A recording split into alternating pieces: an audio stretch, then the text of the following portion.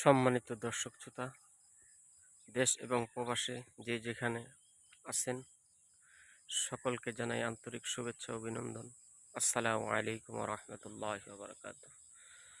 আজকে এমন একটি ব্যাচট নিয়ে আলোচনা করব যাকে বলা হচ্ছে জার্মানি লতা। ঠিক আছে, জার্মানি লতার গুণ সম্পর্কে আজকে কিছু আলোচনা করব। আগে দেখেন জার্মানি লতাটা চিনছেন কিনা। আমাদের এলাকায় এটাকে জার্মানি লতা বলে চিনে। আপনাদের এলাকায় কি বলে কমেন্টে দয়া করে জানাবেন। আর যদি আমার চ্যানেলে নতুন হয়ে থাকেন তাহলে চ্যানেলটি সাবস্ক্রাইব করে সাথে থাকার জন্য ধন্যবাদ। দেখেন জার্মানি লতা বদ হজম, যাদের খাবার হজম হয় না, বদ হজমের জন্য এটা খুব ভালো কাজ করবে। তো কিভাবে আপনারা খাইবেন এই নিয়মটাও বলে দিব। নিয়ম না জানলে তো আর খাইতে পারবেন না।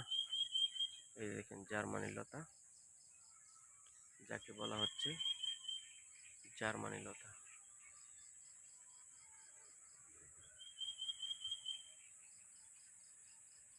জার্মানি লতা যাদের বদ হজম হয় তারা হইলো আপনার কয়েকটা পাতা নেবেন, প্রতিদিন সকালে সেইসা রস করে 1 চামচ করে খাবেন। 7 থেকে 11 দিন পর্যন্ত খাবেন। খাইলে ইনশাল্লাহ আপনারা খুব উপকার পাবেন, যাকে বলা হচ্ছে জার্মানি লতা।